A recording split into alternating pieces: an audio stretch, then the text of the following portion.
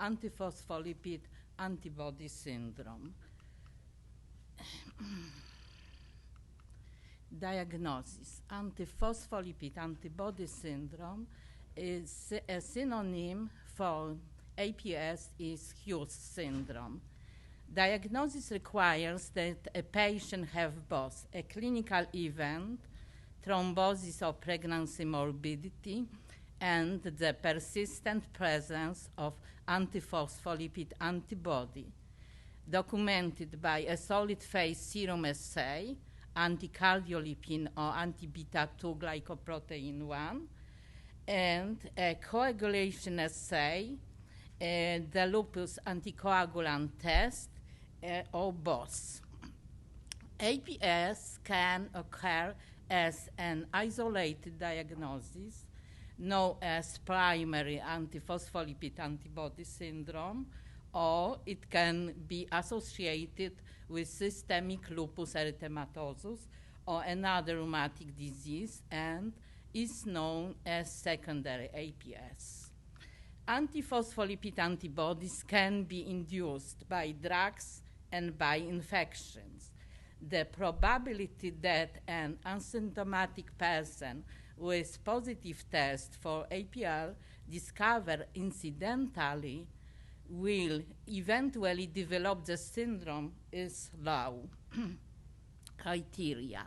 Revisit Sapporo classification criteria for APS is a clinical criteria, so vascular thrombosis and pregnancy morbidity, and laboratory criteria.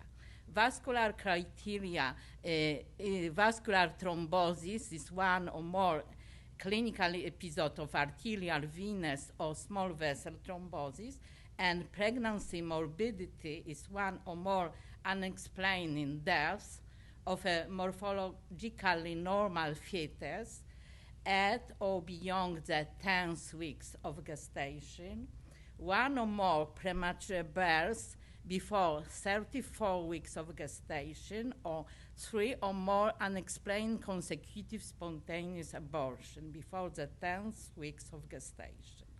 But laboratory criteria are lupus anticoagulant presence in plasma in 2 or more occasions at least 2 weeks apart, or anticardiolipin antibodies of IgG or IgM is isotype present in serum or plasma in 2 or more occasions at least 2 weeks apart, or anti-beta-2 glycoprotein 1 antibodies, or IgG or IgM isotype present in serum or plasma on 2 or more occasions at least 2 weeks apart.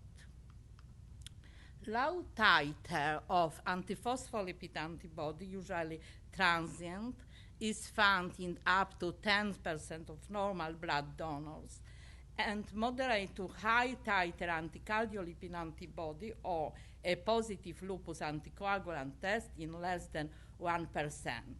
The prevalence of positive test increases with age. The main antigen to which APLs binds is beta-2 glycoprotein 1. Beta-2 glycoprotein 1 is a phospholipid binding plasma protein present in serum at a concentration of 200 milligram per milliliter and is a member of a complement control protein family with a domain site that activates platelets.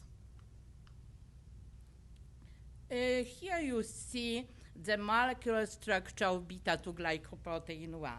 Domain find has a positively charged portion, then bind to negatively charged phospholipids of the cellular membrane. Beta-2 glycoprotein 1 bind to phosphatidylserine of activated or apoptotic cell membranes on trophoblasts, platelets, and endothelial cells. Under physiological condition, beta-2 glycoprotein 1 may function in the elimination of our apoptotic cell and as a natural anticoagulant. Other less relevant antigens targets by APLs are prothrombin, annexin 5, protein C, protein S, kininogens, tissue plasminogen activator factor 7, 11, 12, and complement component C4. In experimental animal models, immunization with viral and bacterial peptides induce antiphospholipid antibody and clinical events associated with APS. Pathogenesis. The process began with activation or apoptosis of platelets, endothelial cells, or trophoblasts, during which the negatively charged phospholipid phosphatidylserine migrates from the inner to the outer cell membrane, which is normally electrically neutral. Circulating beta-2 glycoprotein 1 then bind to phosphatidylserine. APLs then bind to a beta-2 glycoprotein 1 phosphatidylserine dimer. Antiphospholipid antibody beta-2 glycoprotein 1 dimer binding activates the extracellular complement cascade, initiated an intracellular signaling cascade, and recruits and activates inflammatory effector cells. These include monocytes, neutrophils, and platelets, and leads to the release of pro-inflammatory products, tumor necrosis factor, oxidase proteases, and the induction of a prothrombotic phenotype. In addition, through downregulation of signal transducer and activator of transcription 5, APLs inhibit the production of placental prolactin, insulin growth factor binding protein 1, and adversely affect formation of a trophoblast syncytium, placental apoptosis, and trophoblast invasion. Other possibly contributory mechanisms of APLs-mediated thrombosis include activation of circulating procoagulant proteins, inhibition of protein C and S activation, induction of tissue factor expression of monocytes, and reduction of fibrinolysis. Clinical manifestation. Clinical manifestations of APS range from asymptomatic APL serological positivity, no history of vascular or pregnancy events, to catastrophic APS, multiple thrombosis occurring over days. APS occurs as a multisystemic disease affecting all organ systems. Its principal manifestations are recurrent venous or arterial thrombosis, recurrent pregnancy loss, and catastrophic vascular occlusion. Many patients have livedo reticularis. Except for its severity, the young age of affected patient and unusual anatomic location, Buchiari syndrome, and upper extremity thrombosis in APS do not clinically differ from thrombosis attributable to other causes. Other features suggesting the presence of antiphospholipid antibodies are clinical, like as livedo reticularis, thrombocytopenia, autoimmune hemolytic anemia, cardiac valve disease, and multiple sclerosis-like syndrome. And laboratory AGA, anticardiolipin antibody presence of AGA anti-beta-2 glycoprotein 1. Here you see livedo reticularis, an example, and treatment. Because deep vein thrombosis and stroke are the most common clinical manifestation of APS, treatment is anticoagulation with heparin or warfarin. Treatment recommendation for APS when we have asymptomatic patient, no treatment is recommended. But when we observe venous or arterial thrombosis, we must use warfarin, and IER must be 2.5. Recurrent thrombosis, warfarin, INR 3 to 4, plus low-dose aspirin. When we observe pregnancy, patient with pregnancy and loss for pregnancy, no treatment. Single pregnancy loss and less than before 10 weeks, no treatment. But when we observe more than one fetal or 3 pre-embryonic losses, we use prophylactic heparin plus low-dose aspirin throughout pregnancy and discontinue 6 to 12 weeks postpartum. Thrombosis, regardless of pregnancy history, we use therapeutic heparin or low-dose aspirin throughout pregnancy and warfarin postpartum. Thrombocytopenia more than 50,000 platelets per millimeter square, no treatment, but less than 50,000 millimeter, prednisolone and IVIG. Catastrophic antiphospholipid syndrome, we use anticoagulation plus corticosteroids plus IVIG or plasmapheresis.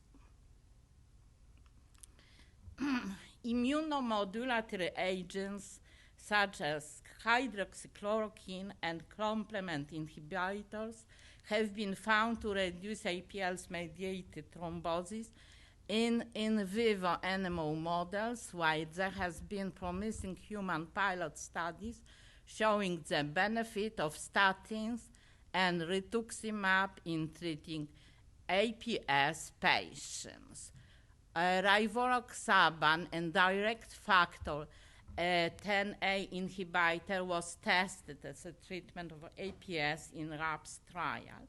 It has few drugs and dietary interaction due to its mode of action. Frequent monitoring of its anticoagulant effect is not necessary. Another approach to the reduction of APL activity in APS patient is the inhibition of the target cell receptor responsible for cell activation, such as cell surface receptor, EPO, ER2, TLR4, annexin A2, and GP2B3A in APL-induced activation of epithelial cells, monocytes, and platelets in APS. Complement inhibition is very important, and the preclinical data shows the role of complement activation in the progression of thrombotic and obstetric complication in APS. The inhibition of the complement components C3 and C5 in vivo murine models have shown to limit the effect of APL in both thrombotic and obstetric complications. Own experience. In our clinic, we assessed the prevalence of secondary APS in SLE patients hospitalized within the last 6 months and their quality of life. The study group consisted of 101 people of mean age 55 years, the age of the youngest being 22 and the oldest 76 years. 96% of the patients were women. The average disease duration was 7 years.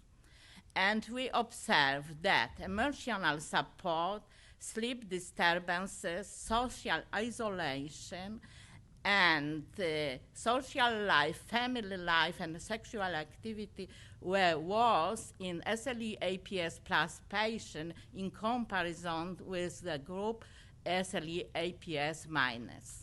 Secondary antiphospholipid syndrome was observed only in 13% women with an average age of 52 years, and the average disease duration of 5.5 years. The study showed worse physical and psychosocial status in APS-positive patients. Adverse conditions such as fatigue, sadness, stress, poor physical capacity, and sleep disturbances occurred universally in all patients with APS, but in varied severity. The disparity between the two groups in the occurrence of fatigue was most significant.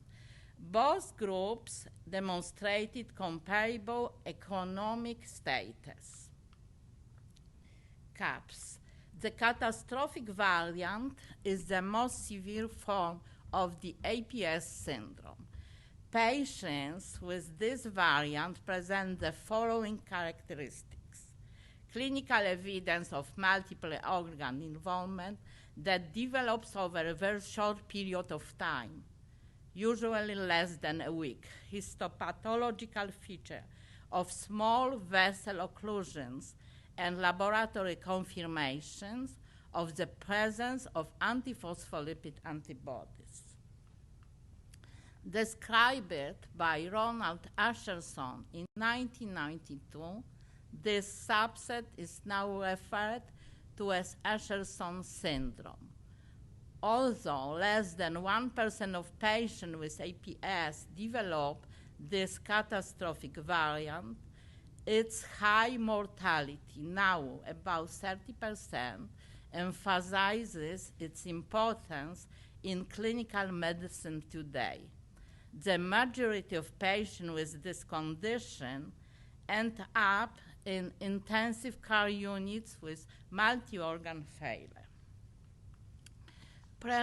Preliminary criteria for the classification of CAPS are following: evidence of involvement of 3 or more organ systems of tissues, development of manifestation simultaneously or in less than 1 week, and confirmation by histopathology of small vessel occlusion in at least 1 organ or tissue.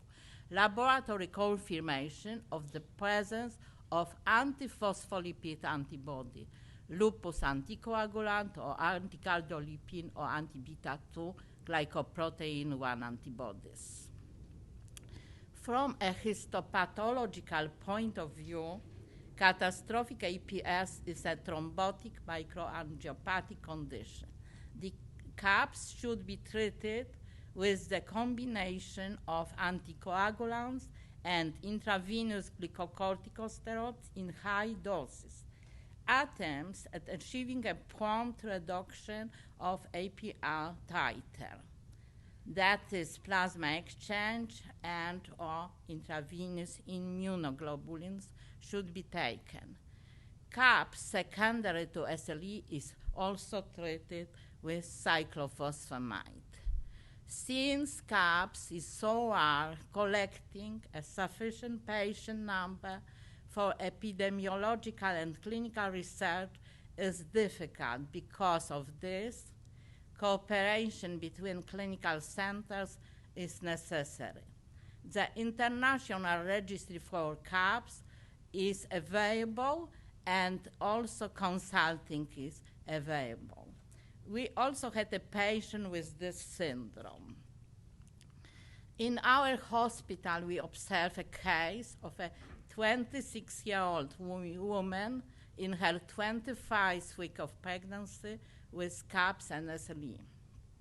In the 20th week of pregnancy, she rapidly developed left and right sure thrombophlebitis appeared, microembolic pulmonary disease, nephrotic syndrome with 12 gram proteinuria per day, suddenly developed over 2 days, skin ulcer on her nose and cheeks, and disorientation and hallucination.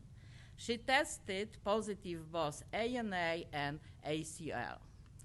Patient was treated with pulses of solumedrol, fraxiparin, and cyclophosphamide. We observed miscarriage, but the patient recovered. And here is our patient. in this general characteristic of patient with catastrophic antiphospholipid syndrome during pregnancy in ulnar rheumatic disease, published in 2007. Thank you for your attention.